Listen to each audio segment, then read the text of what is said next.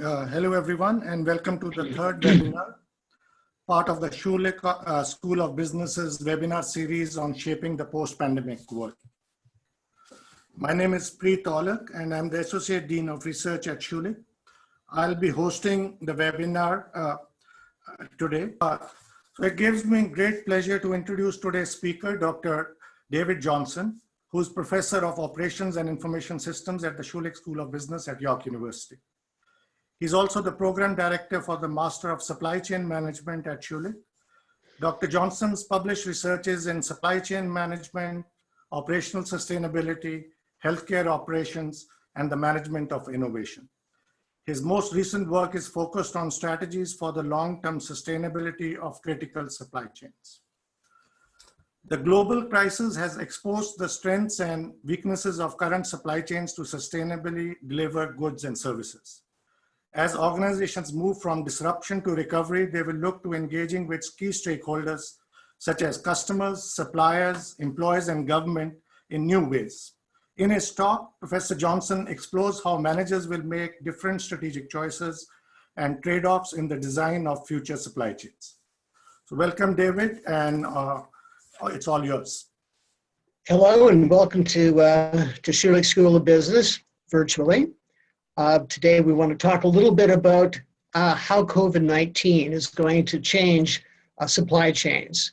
And what I'm going to do is share a screen with you with some PowerPoints, and we're going to be jumping in and out, talking about various topics. But to get us started on the whole process, let me just talk to you a little bit about what our focus is going to be. This is a pretty broad topic. And we're going to be wanting to focus on preparing for recovery. We're right in the middle of mitigating COVID-19 around the world, and we realize that. But always thinking ahead, we're thinking about how we're going to recover from not only the pandemic itself, but the economic consequences. So we wanted to talk about prevention and mitigation of future supply chain disruptions as part of our talk. Our method today is basically we want to start a community building process of supply chain professionals to work with researchers and educators like us. So unlike maybe what you're used to in webinars, this one is going to be about asking, listening, and also responding to your questions. Fortunately, I'm not going to be doing this alone. I have some great colleagues to join us in fielding questions and providing insights. Let me introduce the three people that are here, and they're all folks that teach in our Master of Supply Chain Management program. They're all active researchers, and they're all involved in industry here in Canada and in the university system in administration. First, Dr. Johnny Rungtu-Sampham is the Canadian Research Chair in Supply Chain Management here at the Schulich School of Business. Currently, he's also working at the national level with the Supply Chain Canada Industrial Association on their COVID-19 advisory panel. Also with us is Dr. Marcus Beal, who's on the Schulich COVID-19 task force here at the Schulich School of Business. Dr. Adam Damon is from our Operations Management Information Systems area at the Schulich School of Business. Gentlemen, welcome and thank you for joining me today. What's our process today? We're going to ask you some questions. So we have a polling feature that what's going to happen is you're going to see some questions appear on your screen and you can answer. This is more or less not to get a very measured answer, but to get your impressions about some various things that are involved with supply chain management and with the situation that we're currently in. We're also taking your questions. So you'll notice there's a question button on your screen. Please use that to give us questions, to feed us questions. Our panel, of course, will select from those questions and read them on air and, of course, provide some insights with regards to those questions. We're going to keep online for 30 minutes after our allotted time that ends at 2 o'clock. This will allow you to spend more time thinking and listening, but also if you have any follow-up questions or concerns or comments, you can write them in there and then we'll capture everything that you've done. Also, if you have a request for help to deal with our current situation on matters related to supply chain management, there's an opportunity for you. We will follow up with all participants by email. We will do a summary. We have a group of our Master's Supply Chain Management students standing by to go through those responses, to do some triage, and also to summarize. And we'll follow up with those requests for assistance. And of course, you will have my email. Vito will put that in the chat area. So our first questions are going to be for you. So what you'll see on your screen is we're asking you, do you believe the COVID-19 will change your organization's long-term relationships with your customers? Obviously, our questions are oriented to supply chain professionals and our industry guests today. We realize our guests are also coming from around the world, not only here in Canada, but from 40 other nations. So obviously your answer is going to be specific to where you're from and what you're experiencing right now. The second question we have for you here is, do you believe COVID-19 will change your organization's long-term relationships with suppliers? As I said, this is your impression. We will, of course, take this information and feed this back to you as we go along in our seminar today. And what I think we can all see is that, of course, COVID-19, in the long term, greater than a year, is going to be a game changer for how you relate to your customers and your suppliers. And we would expect this to be an important question for us as supply chain people, because at the end of the day, it's all about basically doing stuff for customers, getting product available and services delivered and made available for customers. So obviously it's important to think a little bit about how those relationships will change as a consequence of what we've experienced. Similarly, more traditionally in the supply chain perspective is, of course, how we deal with suppliers. And of course, what you're saying here almost unanimously is just like customer relationships, our supplier relationships are going to change. We have a question from you, and let me start it off while our panelists are going through the what has been submitted. And this kind of feeds into something I want to talk to you a little bit about with a actual slide. One of our alumni from the Kellogg Schulich Executive MBA program, Dr. Keith Morley, who works in our healthcare system, asked some questions about the future of the supply chain. And particularly, he asked, what is the future of concepts such as just-in-time delivery and supply chain synchronization in industries such as the automotive industry? He also asked some questions about, will we see a decrease in the amount of manufacturing goods being shipped from China and other places offshore from North America? And he also, reflecting on healthcare, wondered, of course, what would be happening as we come out of the outbreak or the pandemic, how we're going to actually change those healthcare supply chains. A lot to take in as our first question. Let me share a bit of an overview of some things that have happened or been challenged in what we're experiencing right now.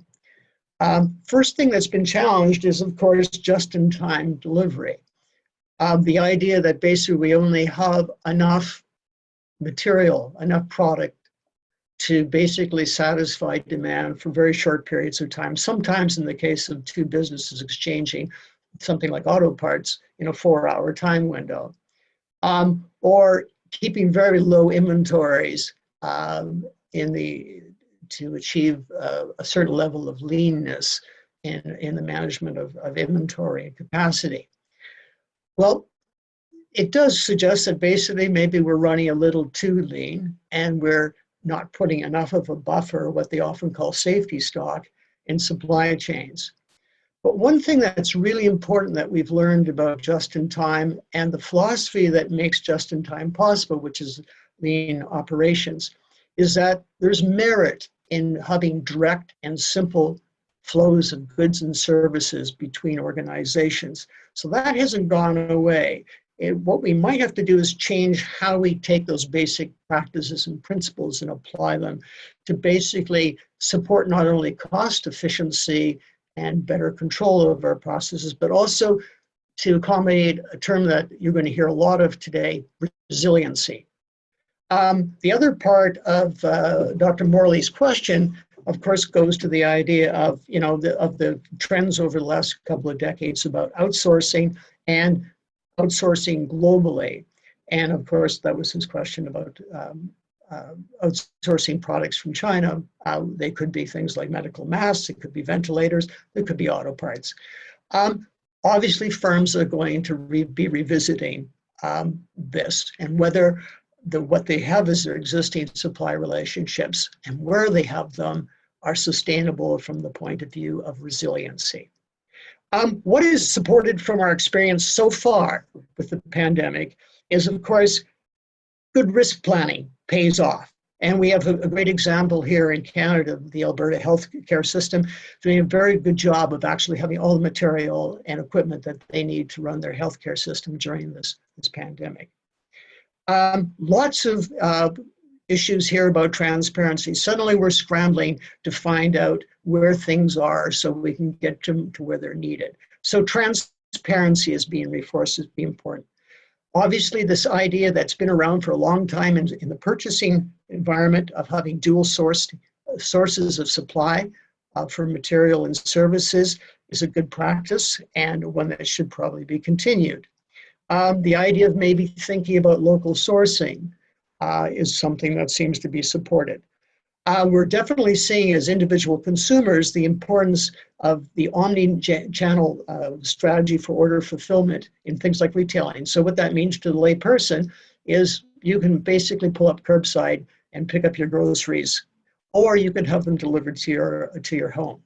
And a lot of us have experienced, of course, an increase in the use of e-commerce websites to get our goods.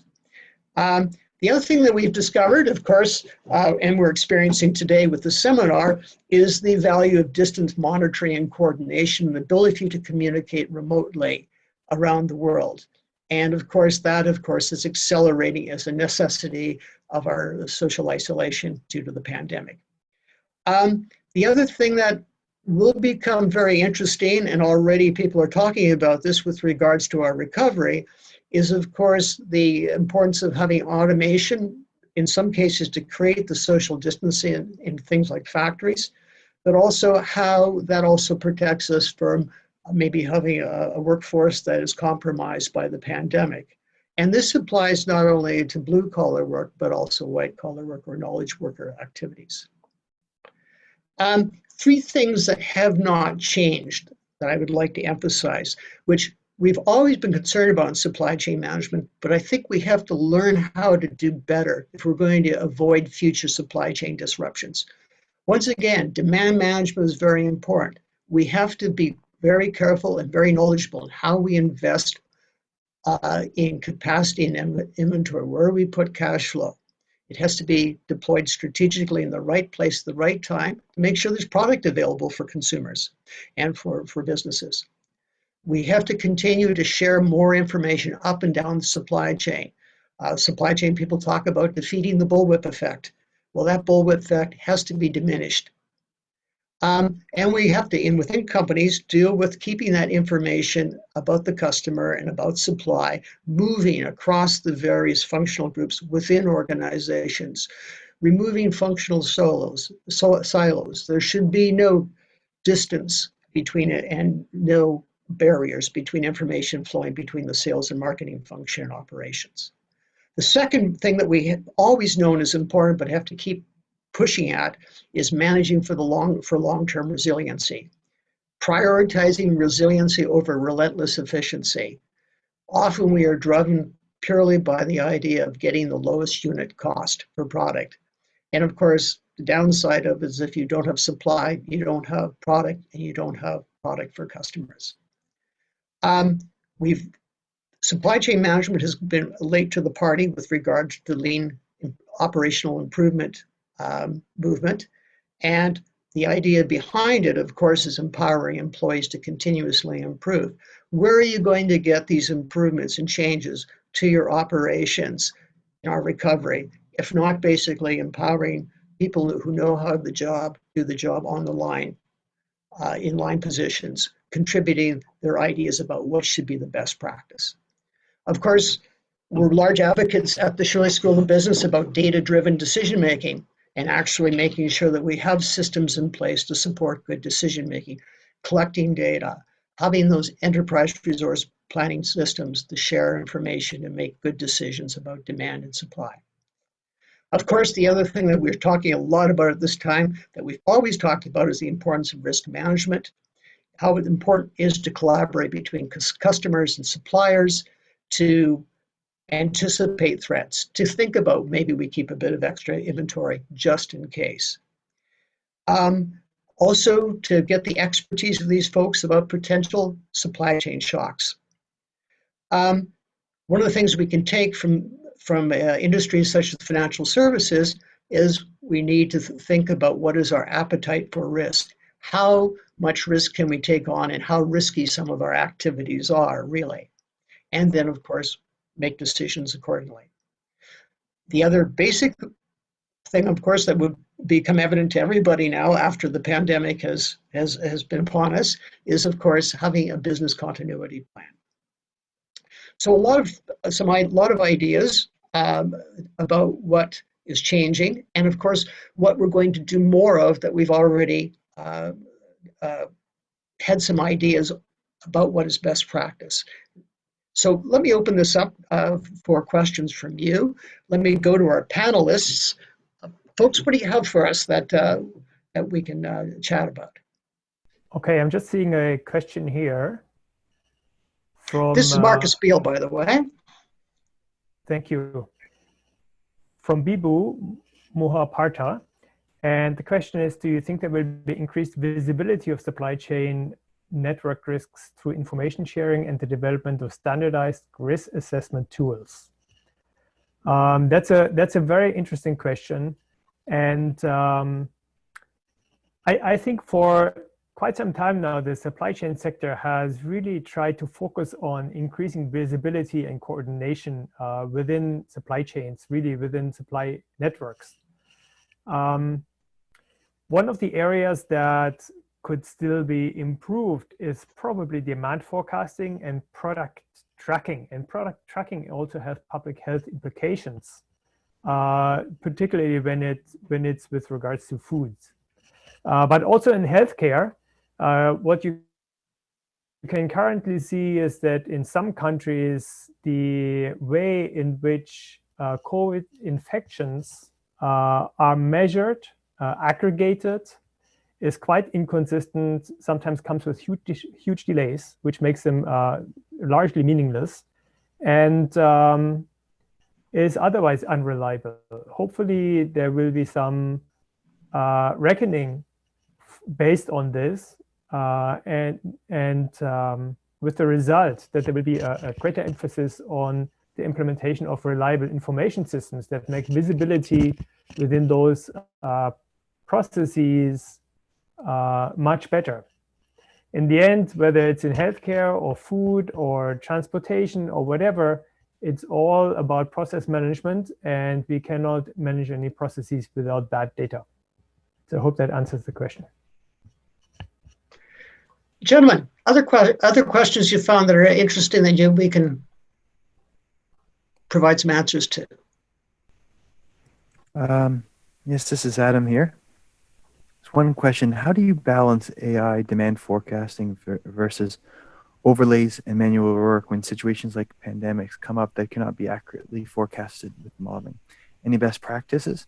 And I think this is a very interesting question because it speaks to sort of the reliance on data that we've had in our decision making, especially data-driven decision making. And it's important when you expect that future situations will be like the past, that you create models that are, yes, learning, that use data from the past to make future decisions, But I think that, going forward, and I think artificial intelligence is a large community, a large field. Going forward, I think there's going to be maybe more of an appreciation for different types of models, more prescriptive models. Those models, yes, they can be parameterized by data from the past, but they also use other tools, other insights to draw conclusions about futures that haven't been realized yet. And I know that, from working with several of these companies who employ those types of models, that they are very effective, and a lot of their success in responding and being responsive to this particular pandemic is because they had people who were very adept at creating these models and getting insight from them. Thank you, Adam. Let me share you with a bit of your responses from the polling on that last point about having, from Marcus's question about having a emergency plan or a risk management plan. Let me just scroll down here for you. And so that question was, did you have an emergency management plan prior to COVID-19? And what we see here is some folks do and some don't. Obviously, this is something where we need basically to have everybody having a plan because in supply chains, of course, you're only as strong as your weakest link. And of course, if you're a supplier right in the middle of the chain and you had an unanticipated interruption in your supply, of course, that ripples all the way down the chain. There also, the second question was whether the actual emergency management plan was actually effective. And of course, we have also mixed opinions about that too. So it's a tricky thing sometimes to anticipate the unknown knowns. We are pretty good with the known knowns, but not so good with the unknown knowns. So it's a bit of art as well as science with doing that, of course. And I think what we will find is moving forward, we're going to have to refine our ability to do risk management better and learn from what we did well and what we didn't do so well with regards to the current pandemic. Let me go back to our slides for a second here, and then we're going to let you accumulate a few questions while we're talking here. Let's be frank, how supply chains will change depends on who you are. Right now, we have companies that are going 100% of capacity. They're running overtime. They're straining. Think of our folks in the grocery retail business. Think about major online retailers. Then we have a large number of companies that are less than 100% capacity. And they have extra capacity because business is down. We also see folks, though, trying to move from that less than 100% capacity utilization of all their assets, inventory, facilities, and that sort of thing, trying to change their positioning relative to the end consumers. So we hear, of course, today, one of the largest distributors of food and equipment to the restaurant industry deciding to sell directly to the public. Cisco, for instance, obviously has been compromised and is running significantly below capacity because, of course, restaurants are closed here in North America for the most part. So companies are scrambling to pivot to basically find new markets and to better utilize what they have in their supply chain. The other thing that is conditional upon who you are is we have some very large firms here that are doing relatively well. They have, in some cases, have cash stockpiles. They have a powerful position in the supply chain and can move relatively quickly. Versus a lot of smaller firms who are running quite lean on cash, don't have the power to basically do a lot, and in some cases have maybe a limited customer and supply base. That's a different position. And of course, one of the great things I think that's happening right now with supply chain, that where the larger firms are helping the smaller firms, is the idea of larger firms moving quickly on their accounts payable, of course, and injecting cash into the small and medium-sized firms in their supply chain. We need a lot of that. The other thing that's different is companies selling domestically and internationally. As you know, there's been restrictions on travel. There's been lots of bottlenecks at ports and in various transportation nodes. And of course, that's a different experience depending on whether you're solely operating domestically or you cross borders and where you buy and sell. We also are noticing some differences between companies that are leading and lagging various industrial trends, the amount of automation they have in their operations, how well they do buy and sell online, and their ability, quite frankly, to operate using remote means, such as what we're doing with this seminar today. Let me go to our expert panel and get some more questions, and let's see what we can come up with in terms of answers. David? Hey, David. I was paying attention to you and simultaneously scanning the Q&A portion, and I noticed that... Hi, Johnny. How's it going? Good. Sorry, I should have introduced myself. Right?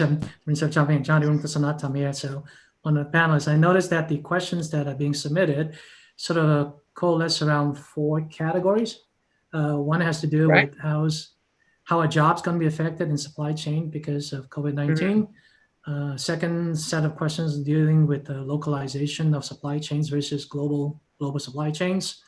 Third, I think Kelly Pike, you've been really anxious trying to get an answer to the question of how's industry trying to protect workers. I think we have answers to how they are doing as well as how should they be doing. And then how do we deal with black swan events? So I think these 4 types of questions are permeating the Q&A board. So I like to perhaps start with the question of, jobs and supply chain. And then maybe my other esteemed colleagues can jump in on the other categories. And Marcus, I think you've been answering questions about localization. So maybe I'll have you jump in there.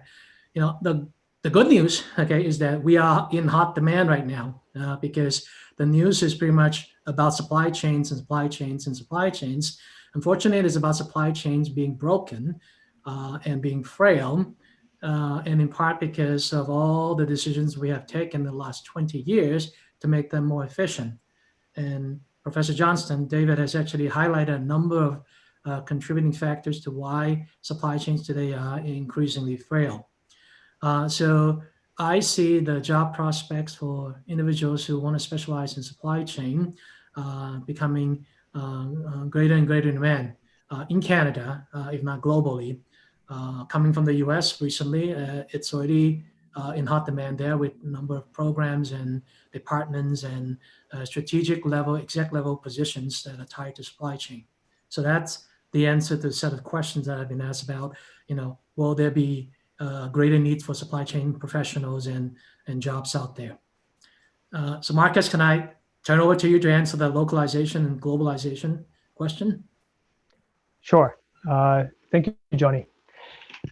So that's a really loaded question, globalization versus localization. On the one side, we have highly integrated global networks that have reached this state by the quest of being both effective and efficient, by selecting locations that can produce particular types of services or components or products extremely well as compared to other locations. So the question is then, given that we are currently scrambling for protective equipment and some other things, do we need to localize more? And this seems to come pretty much down to a portfolio approach. I don't think we will be able or should throw the baby out with the bathwater and say, okay, we need to do everything local now. That would make very little sense. On the other hand, what any crisis typically shows is that we need to have plan Bs in place. And you can see this now enacted in part by, for example, the BAT breweries, distilleries, switching their production to making hand sanitizers. Some of the automotive manufacturing companies have switched to making ventilators and other protective equipment. So that is a viable strategy.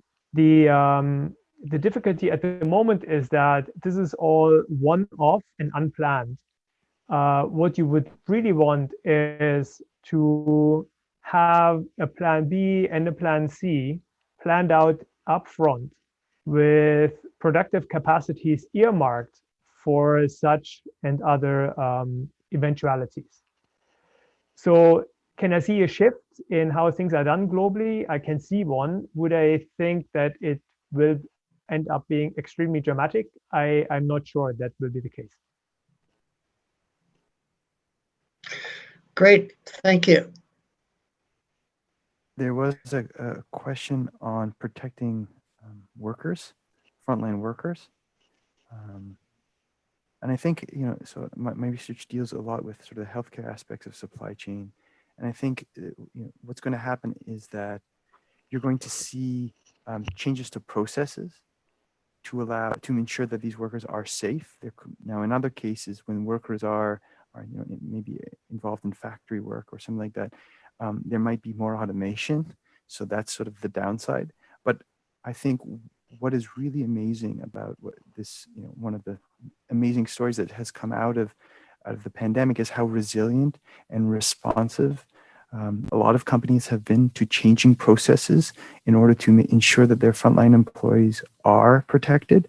And I think that is sort of leveraging technology. That is sort of, I think, a trend that will probably persist, especially going forward if there are multiple waves of this pandemic.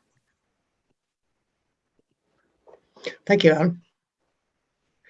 Let me kind of throw a little bit more stimulus into the discussion here with another slide. One thing that we're looking at when we look at future supply chain disruptions is we can kind of look at a couple of scenarios or a couple of types of shocks. The short, sharp shocks that we're experiencing with the current pandemic. A few of them maybe from regional military and political conflict, and from trade disputes. We've had a number of those before the pandemic started.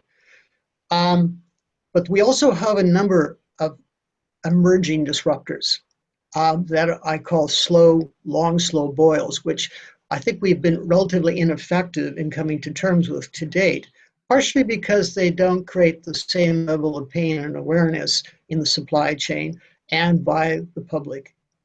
Obviously, global warming is not going away because we're in a pandemic. The demographics that we're coping with an aging population, and in some cases, a changing demographic in terms of where the population of the Earth is going, isn't going to disappear overnight and change. The other thing is the issues that are alluded to in Adam's answer, and also was one of the features of what Johnny was just talking about, is we all are going to have to deal with the economic and social inequalities that have occurred in basically the distribution of wealth and where it's created around the planet. These are kind of topics that my colleagues have been talking, or will be talking about, and have talked about in this series. For instance, Dirk Madden talked a little bit about corporate social responsibility and how part of that is dealing with things like social inequality. So one of the things we have to be very careful about here is, while we're preparing for these short, sharp shocks, the things that we often have emergency plans for, there's a few long, slow boiling issues such as global warming, which will be things that we need to be prepared to deal with in our design of our supply chain. Of course, that's something hopefully we can, in the business academic world, be able to help you with. Let's talk a little bit about what you can control, because I think there's a kind of a sense of powerlessness sometimes out there in the face of the pandemic, and maybe it's also just the effect of basically having to stay at home and being socially isolated for a long period of time. There are some things that you control that you might want to revisit it as the pandemic is mitigated and we move on to recovery. where you choose to do business. And that's essentially what Marcus has been just talking to you about, is why do you source there and why do you sell there? Who you choose to collaborate is very important with. Your choice of suppliers, the choice of customers, who you go to be your 3PL, your logistical provider, who you choose to collaborate to find out or to get talent from. A key point here, I think, that also touches on the corporate social responsibility side of things is how well you treat people. We often know that basically it's important to treat your customers well or they don't come back. The other thing is really following through with this idea of developing our suppliers or the suppliers you really want and need. I don't think we can say enough about the importance of engagement with re-engaging with employees. They're going to be the source of operational improvement in this recovery. We also have had a rethinking over the last month about what essential means. And we discovered, well, there's a lot of people that are essential. And the question becomes, are we training them, compensating them, and protecting their health and safety sufficiently? What level of job security should be afforded to people that are essential to our businesses? Another question, the thing that you can think about that you can't control is how much time and money you invest to get a more certain supply chain. We've already talked about this idea that we've been chasing low-cost production. What money are you now going to invest in terms of getting more resiliency in a second supplier, keeping more inventory, having plan B, as Marcus mentioned? What can you demand of various levels of government as both citizens and professionals? You'll notice in my poll, I've asked you, who do you trust? Trust is going to be a big issue, but you influence the trust. You can be part of a lobby with government to put input into how to design supply chains so they are resilient and robust. And this will probably involve action on many levels. But you have a stake in this. We as an organization, as a business school, also can act as a megaphone, as an amplifier, as a conduit for this information and having policy talks on this issue. Let's go get some more questions for our panelists. What have you found interesting, gentlemen? Concerns itself with the environment and the Sustainable Development Goals, which I found quite interesting. Because what we see at the moment is that greenhouse gas emissions and pollution has decreased significantly because of the reduction in traffic. Congestion in cities is currently no more. I even read an article about the soundscape having changed significantly due to the absence of engines and motors being all about. So all of this is really, really good for the natural environment, which is a slow onset catastrophe, David, as you mentioned in your previous slide. Hopefully with the way in which we currently interact and do work and behave, that exposes us to a different possibility of running the economy as opposed to what we've done before. So one optimistic outcome might be that there will be a permanent reduction in greenhouse gas emissions without slowing the economy down. So that is a possibility that may really come out of this. In any case, what we are seeing now is at Schulich, we've been teaching sustainability now for about 2 plus decades. And our graduates and those of many, many other esteemed universities are now starting to hit middle and upper management. And you can see in the corporations that they are taking these issues more and more seriously. So that in combination, I think, instills in me a great hope towards a better and sustainable future. Gentlemen, any other interesting questions you'd like to get in front of everybody? There was one about post-secondary education, which is a service supply chain, if you will. Okay. So, close to home? Yeah, very close to home. And I'm part of the crisis committee of my faculty and a previous associate dean who was responsible for teaching and learning. So I'm also interested in this question as well. So as you very likely know, most universities, if not all, well, certainly all of them in North America have shifted to remote teaching. What that does is it exposes professors, even those that have never been interested in technology, to use some of those online technologies. And my hope is that it will allow them to experiment a little bit with the wider palette of pedagogical tools that is available to them to enhance their teaching. Okay, so I want to formulate this very, very carefully. I'm not saying the university should now go online for online teaching through MOOCs. What I'm saying is very different. What I'm saying is that hopefully this will allow us to make teaching more effective and efficient for both sides, the professors and the students, through an increased use of more appropriate tools. Interesting. Johnny, do you have any interesting things you've seen in the chat that we can talk about?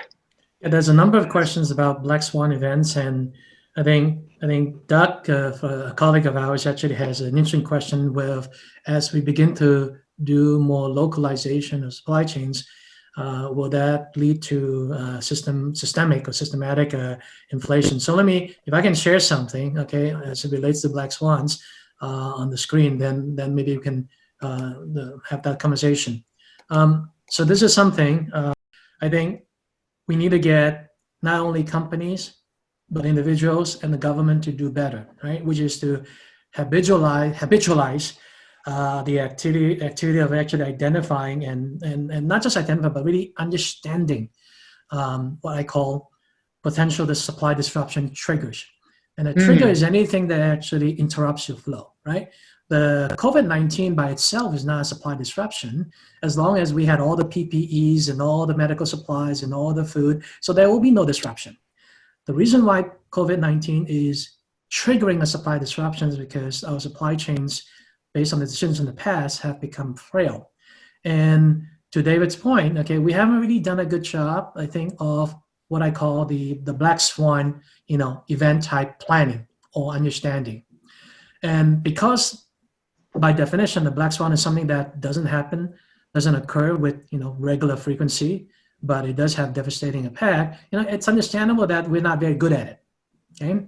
But a number of design decisions that I think post-pandemic, that firms and the government are going to have to think through, it's going to help, not necessarily in the sense of not letting, pandemic triggered or climate change triggered supply disruptions happen, but I think it's going to help in terms of minimizing the severity of supply disruptions that are triggered by these, Black Swan events. And as you look at how countries have responded to COVID-19, many of the response and reactions have been based on a flawed assumption, right? And the flawed assumption is that it can be contained. And because of that assumption, decisions were made, thinking that it can be contained, right? When in fact, the assumption that should have been driving a lot of decisions should be that it cannot be contained. And therefore, what should we do now to make sure that we actually flatten the curve right from the get-go? And as you see countries and cities that are able to sort of pivot to that logic of it cannot be contained, you see that they take actions faster, and they are able to actually make the curve less sharp than countries and cities that actually wait and see. So, thank you, Johnny. Where we'll be kind of focusing as we move forward into recovery, at least from the supply chain side of things at the Schulich School of Business. obviously, we're very concerned about the secure, sustainable supply chain. Dirk Madden, in his talk last week, talked a lot about the corporate social responsibility side of things. We've talked a lot about risk management. You can see that basically an investment of $7 billion in preparedness is a good investment compared to investing $750 billion in emergency relief, which is what we're facing here in Canada. We need to have a conversation amongst the supply chain management community about our practices and just how sustainable they are, how to make our supply chains less fragile, make them more resilient. An important part of that is just making it secure not only from natural disaster, but also from man-made disaster and unintended breaches in the use of our supply chains. And that's going to be a theme that's, of course, been the big one at Schulich for the last decade or two. The other part of course, of sustainability, my colleague Winnie Yashen will talk a little bit on Thursday when she talks about what's happening to employees and the environment that they're confronting with the pandemic. The digital transformation that I alluded to here continues. Adam has made a few comments about that, about what's happening there. This will accelerate. It's not only in terms of putting robotics in various locations. Digital transformation is this analytic revolution where we're trying to get the right assets, the inventory, the capacity in the right places to have products available in a timely manner. Whether it's in healthcare, it's in automotive parts, it's in food supply chains. And so there's an analytic part, there's also a hardware side of things. And we're going to be involved with that. There's also some very interesting technology that's still emerging, like blockchain, which will help us do the first thing, which is secure and sustainable supply chains. The thing that's near and dear to our heart, and of which Marcus was talking a little bit about our own transformation that we're going through over the last couple of months here at the Schulich School of Business, is we realize that we need to be in the middle of the battle to bring the best talent to supply chain management, to be leading all these changes that have to happen in the supply chain to make them more resilient. And of course, we're learning new ways of doing that. More recently, of course, we're learning how to do it by basically teaching online and instructing and interacting with people online. But our role will be how to train managers who are not only great technicians, but they're great business leaders, and they're socially responsible members of their community, that they take a concern for each other, their community, their workers, their suppliers, and their customers, and they lead with those values. What I'd like to do is kind of start wrapping things up a little bit with you. We'll end with you a couple of your questions just to end things. But I just want to remind you, of course, that this is the start of a conversation. We will stay online for the next 30 minutes as we go past 2 o'clock, just so that you can get all your questions and any comments there, so that we can go back after this session is over and go through them and follow up with if there's some individual items that we can. But we would also like to summarize some of the questions that people have been asking us and provide some insights that we didn't have time today. And we'd like to mail that out to you in email. So obviously, if your login information is not the way you want to be contacted, you might want to send us an email. And I believe Vito has also put my email in the chat area, which you can use and directly contact me if you have a request for help that's other than just submitting a question. And I just really like to thank all our panelists for showing up and providing their insights to your very valuable questions. I just like to say also from kind of my family and myself, and from the greater Schulich community, we hope that you basically stay safe and you keep others safe too. Thank you very much. Preet, over to you. Okay, thanks, David, and thanks, Johnny, Marcus, and Adam. This was a really great session, and hopefully will be able to engage with the audience in the post-webinar period. So I want to just quickly mention our upcoming webinar, which is April 23rd, where we have our own Vinny Shen talking about the critical role of leaders in organizations during and in the aftermath of the pandemic. I hope all of you will be able to join us, and on this Thursday, same time and same place. And finally, as I say every time, we are at Schulich still open, so you can connect with us on various ways, and these are some of the 3 things that have been listed. So thanks again, everyone, for joining us. Thanks for the panelists, and hope to see you all again very soon. Thank you.